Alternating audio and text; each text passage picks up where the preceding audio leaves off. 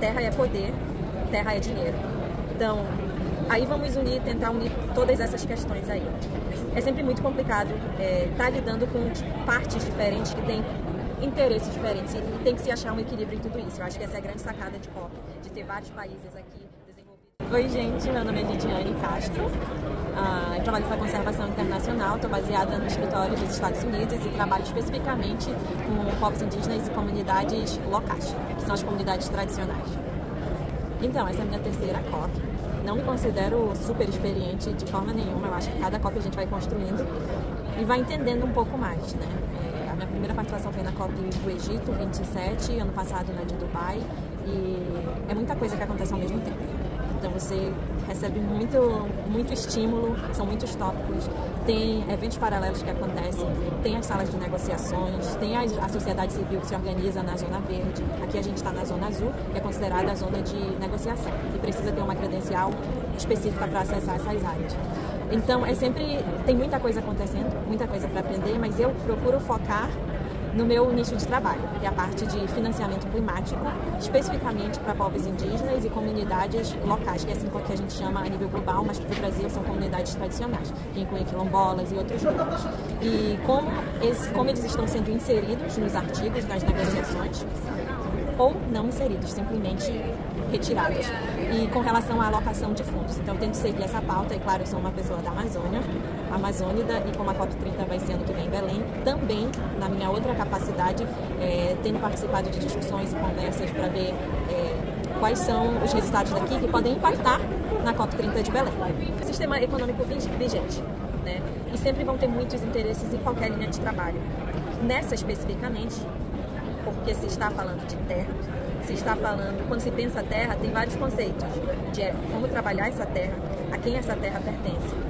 Terra é poder, terra é dinheiro. Então, aí vamos tentar unir todas essas questões aí.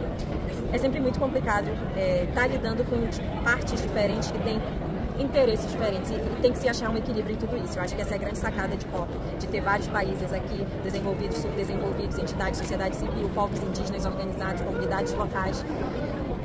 Mas aí a gente volta para uma questão que é crucial para povos indígenas, que são áreas demarcadas. Por que é tão importante que se tenha essas áreas demarcadas? Porque, por exemplo, para se ter acessos a financiamentos climáticos ou outros fundos, é um requisito que esse povo tenha sua terra, seja um povo reconhecido, tenha sua terra demarcada, né? Então aí já temos aí uma problemática. Se não tem a terra demarcada, não tem acesso a fundos e recursos e como cuidar daquele território. Então, eu acho que uma das formas de apoiar a causa indígena é se educando, se informando sobre essas causas, né? Tem o marco temporal, tentar entender o que é o marco temporal e sempre lembrar quem estava primeiro, quem foi desapossado dessas terras, né, de maneira cruel e forçada, e lembrar que terra é poder, que terra é o espaço onde tem floresta, se tem floresta em pé, tem todo um ecossistema que depende dali, e são os povos indígenas que a base da sociedade indígena, ela não é nos padrões econômicos que nós conhecemos, né? Eles não precisam derrubar a floresta para produzir. Tem muita gente que fala, mas tem que tirar esses indígenas mesmo daí, tá aí um monte de terra parada, não está produzindo, e essa mentalidade de que para se produzir ou para se prosperar, você precisa desmatar e colocar alguma coisa, uma monocultura, para lucrar em cima disso. Não, existem soluções que são baseadas na natureza e que a floresta não precisa ser desmatada, ela pode estar de pé. Tem algumas coisas que são muito faladas aqui na COP, que são os mercados de carbono, créditos de natureza, que são mecanismos e ideias inovadoras que estão sendo pensadas para que a natureza se financie. Porque tem um grande vácuo, uma grande lacuna, que a gente sabe que os países desenvolvidos não vão conseguir chegar, não vão conseguir dar um match. Então tem que se pensar em outros mecanismos de como financiar a natureza, de como gerar e dar para as populações que vivem nesses territórios terem suas necessidades básicas atendidas e que vivam de maneira próspera, sem desmatar. Então temos que ser mais criativos, inovativos em como se pensar em economia, também tem outra questão de desenvolvimento de bioeconomia.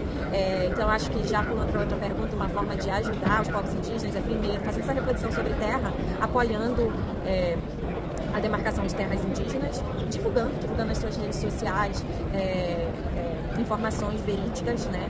Que não são baseadas em não ciência ou em coisas falsas ou ou que também são estereótipos, né? E começar a falar sobre isso, né? Eu vejo que o Brasil está muito, assim como nos Estados Unidos, está muito bipolarizado. Isso é um reflexo da política, né? Internacional, mas eu acho que começar a abrir bolsas de diálogos com suas famílias, com seus amigos sobre isso, eu acho que é uma forma de a gente começar a se desafiar e pensar de forma diferente. Primeiro, a gente precisa entender que o combate às mudanças climáticas ele acontece em níveis diferentes, mais conectados, a nível local, a nível nacional e a nível global. Por isso que tem essa convenção, essa conferência, grande conferência todos os anos, porque é um problema que afeta o planeta e todas as pessoas que vivem nele. O projeto que eu faço parte, ele é implementado a nível global, em 12 países diferentes. E ele foi um dos projetos pilotos na época para captar recursos direto desses pledges que vocês veem na televisão, várias promessas dos países do norte global, que são os países desenvolvidos, que já têm contribuído para a poluição e para a emissão de gases há muito mais tempo, porque foram industrializados, né, há mais tempo.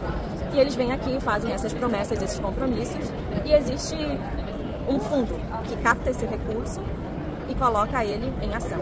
Então, o projeto que eu faço parte, ele foi um dos primeiros fundos a se pensar e incluir povos indígenas.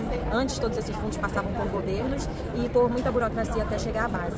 Então, foi elaborado toda uma estrutura, um framework, para que povos indígenas e comunidades locais tivessem um acesso mais direto a esses fundos. Por quê? Porque são os que contribuem menos para mudanças climáticas, mas são as populações mais vulneráveis a sofrer os efeitos de mudanças climáticas, porque tiram da natureza o seu meio de subsistência. Por exemplo, se acontece uma cheia intensa, isso vai afetar diretamente a vida, a segurança alimentar da população ribeirinha, quilombola, que depende ali. A mesma coisa com a seca que a gente está vendo com as queimadas extremas. Tem um efeito direto na vida dessas comunidades. Então, o que a gente faz? A gente angaria recursos para ter certeza que esses recursos vão chegar nas mãos de quem tem a solução, dos afetados e quem tem a solução. E também desenvolver as capacidades que essas organizações indígenas precisam para gerenciar fundos grandes.